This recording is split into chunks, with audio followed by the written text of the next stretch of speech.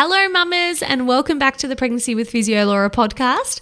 Today we're kicking off with our third episode in our Newborn Life series, discussing all about when our baby sleep goes out of whack and we are pulling our hair out in despair. Now this episode is episode 3 of 5 in the Newborn Life series with the wonderful Jen Butler, who is our early parenting expert. If you haven't already heard the first 2 episodes in this series where we chat about the 4th trimester and newborn sleep rhythms, I do strongly encourage you to go back and listen to them first. Today we are going to cover when newborn sleep gets hard, and trust me, I've been there, sprinting to get things done because you only have a 30-minute nap window, getting frustrated when your baby sleeps all day but parties all night, wondering if you'll ever cook dinner in peace again. Jen is going to hold our hands and walk us through these tricky periods and help us understand how we can support ourselves and our babies better. Now, let's chat to the incredible Jen Butler about how to best manage these tricky newborn sleep situations. Let's talk about witching hour. Can you give us some advice maybe on how women can manage this, or why witching hour always occurs, or how long does it last for? Will it be around forever? Great question. No, yes and no. Like, I would still say that my boys are a little bit witching hour-y between 5 and 7, and they're 3 and 5. And that's just simply because they're getting tired, so they're getting a bit stroppy. But magnify that by, 50 when you've got a newborn baby who's adjusting to this new, super stimulating, exciting world. So that's when they can get really, really, overstimulated, tired. So it's almost like though they're tired, but also they tend not to want to settle too well. My biggest tip, baby wear. Either prepare to sit down and cuddle your baby and offer the breast. This is the time too they usually want to cluster feed, and this is the time guaranteed that you will doubt your supply and you'll say, my baby's hungry, I don't have enough breast milk. No, your baby's overstimulated and they are wanting to feed often because it's a place of comfort. It's helping to build your supply, and they're stocking up on all the beautiful fat-rich milk. So never doubt your supply when your baby does just want to spend their time on the breast, because it's also just a super soothing place for them. So if, you can also offer a dummy in this instance to help calm them, but baby wearing and just understanding that this is the time they need to be like skin to skin. That's the other thing I'll say is strip down and get your baby on your skin, because even just that extra, like not even just between clothes, like actual skin to skin has an extra therapeutic benefit to all of this. So it's a time to not be focusing on chopping carrots. Yes, carrots. Damn you carrots, chop yourself. They're so hard to chop one-handed as well. Yeah. I tried it. Yeah. Oh, no, that's great advice. I think that's really, really good advice. Yeah. And especially the advice around, I know a lot of women struggle with second-guessing their milk supply and struggle with cluster feeding and feeling like they're not getting enough. But that's really good to know that they're actually there for a purpose. They're trying to self-soothe. It's got nothing to do with your milk supply necessarily, but that's just what they need at that time. Yeah. Let's talk catnapping, because I know, God, this has been the bane of my existence for the last 2.5 years, but that's another common hurdle that a lot of mums will experience. So tell me what you know about catnapping. What age is it considered maybe normal? Why do kids nap for 20 minutes? Yeah, and this is a great question, and to actually give it justice, I'm going to define what the true definition of catnapping is at various ages, because like a baby between the age of 0 to 6 months, a full sleep cycle is usually around 40 to 50 minutes on average. So the thing is that if your young baby has 40 minutes, yes, it's a short nap, and in an ideal world, and what the books tell us is that we want them to have an hour and a half to 2 hours. But young babies before 6 months spend 50% in light sleep and 50% in deep sleep. So this is why catnapping is so common in the first 6 months. If I had a mum with a 6-month-old come to me and say that their baby was catnapping beyond 6 months, then I would be like, all right, there's something awry, there's something going on that's causing these short naps. Whereas if a mum before 6 months says to me, my baby sleeps for 40 minutes at a time, whilst it's very frustrating that you've just got them down and then 40 minutes later they're up again, it's actually quite developmentally normal.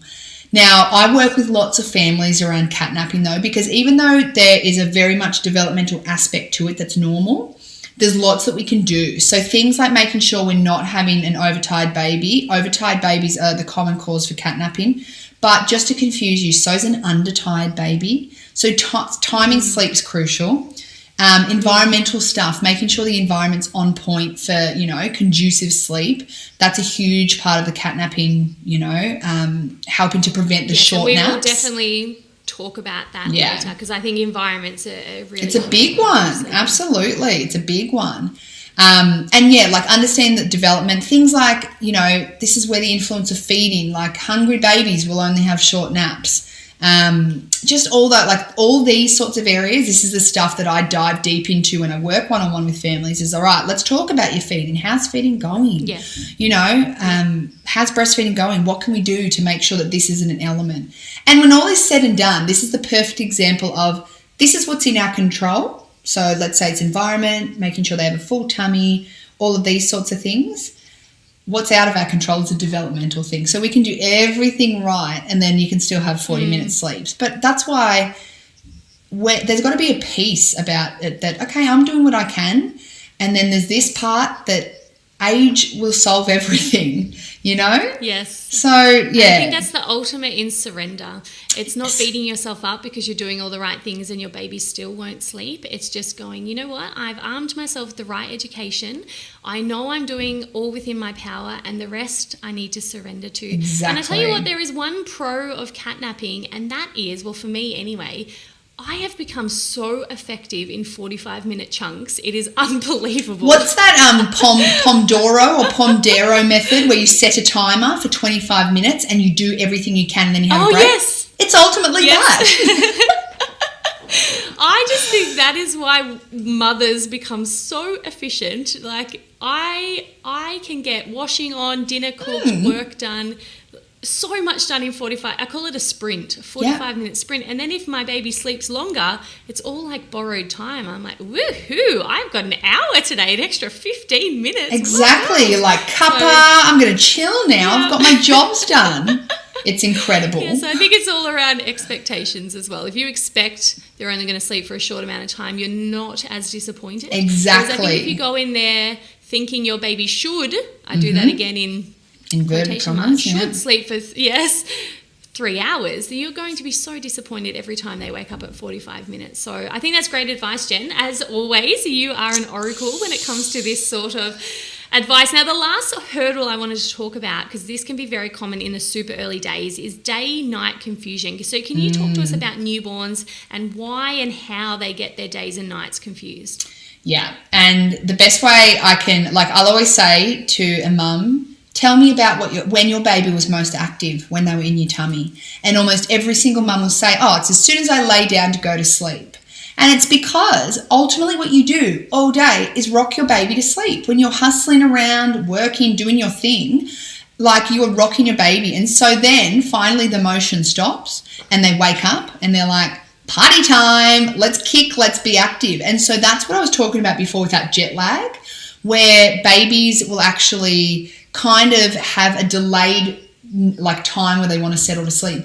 They're used to being nocturnal kind of, where they sleep a lot during the day and they're a little bit more wakeful at night. That's when they start to be more active because, that rocking isn't happening anymore. So it takes time for them to then flip their days, and that's why it's like jet lag. It's like they've been over in the UK for any of your UK listeners, for them it's the opposite. It's been in Australia. So, the other side of the world, and it's that time to adjust to the circadian rhythm that we have, the day-night patterns. And usually, as a general rule, give it about 6 weeks. 4 to 6 weeks is usually how long it will take, where you do then notice, and then it flips on its head. And instead of your baby being so sleepy during the day, having these glorious, 1 to 2 hour day naps so beyond. transportable when they... I know, 100%. You can take them anywhere when they're young. Chuck them in the carrier, chuck them in the...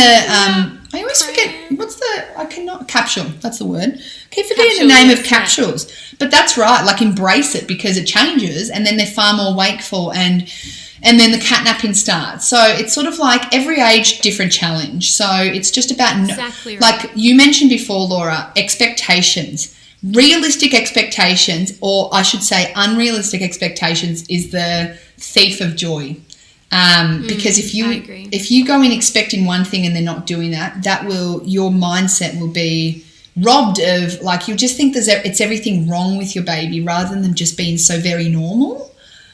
Correct. And I think comparison comes into that as well. Definitely. And I even know myself, so I was just saying to you before the show, my second child, Pia, she can be hard work with her sleeping, and I feel like I've done all the right things. And I'm sort of just learning now to just accept that it's a phase in life and that I'm not doing anything wrong as such. And I did find myself, I just happen to have friends who have amazing sleepers, sleep 12 hours a night, doesn't matter what their daytime routine is, they'll nap on the fly here, there and everywhere and still sleep overnight, whereas here I am feeling like I'm caged up inside, doing all the right things. And I found myself slipping into comparing Pia to other kids and feeling like, what am I doing wrong that my child is broken and won't sleep? And I can see how that becomes a very negative spiral for mums, and not just for sleep but for development. And I know so many mums worry that their child isn't crawling like all the other mothers group babies, and I just had to really check myself, stay in my own lane, remind myself that there is nothing wrong with my child.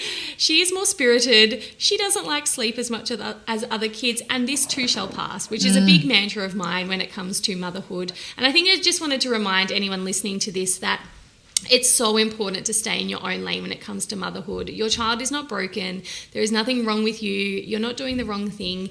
Your child is different and they're unique. And those unique qualities is what's going to make them such an amazing human being. But for the moment, that's also why they're different to the 12-hour sleeper next door. So that's just my personal advice. And I agree. Like I was saying to Laura before we started recording that I'm literally a sleep consultant. Every day, my second son, Ted, challenges us with a new challenge. And I'm lucky I know what I know so I can handle it.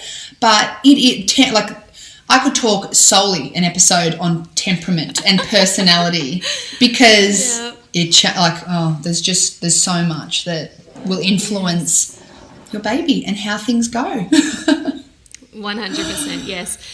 And look, I think that's probably...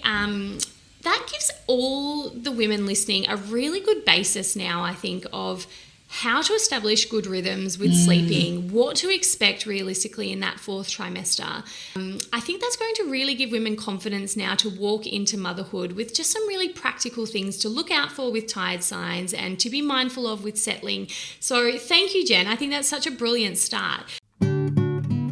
Hey mamas, Laura here. Gosh, I really loved this episode because I remember all too well how lonely I felt when my first baby was a chronic catnapper, and I wish I had have had Jen's soothing voice in my ears to tell me how to best manage this and to reassure me that my baby is not broken and that for a lot of little babies this can be really developmentally normal. Now, Jen's quote about unrealistic expectations are the thief of joy really hit home for me, and I hope it resonated with you too, because this is so damn true, not only for newborn sleep patterns, but for motherhood in general. I hope this podcast helped you normalize these often common newborn sleep patterns so that if or when you experience this, you won't feel so alone. If you'd like to learn more from Jen, you can find her on Instagram at Jen Butler Early Parenting, and she also has a wonderful podcast that you can check out too. Now, I will catch you soon for episode 4 in this 5-part newborn life series. Bye.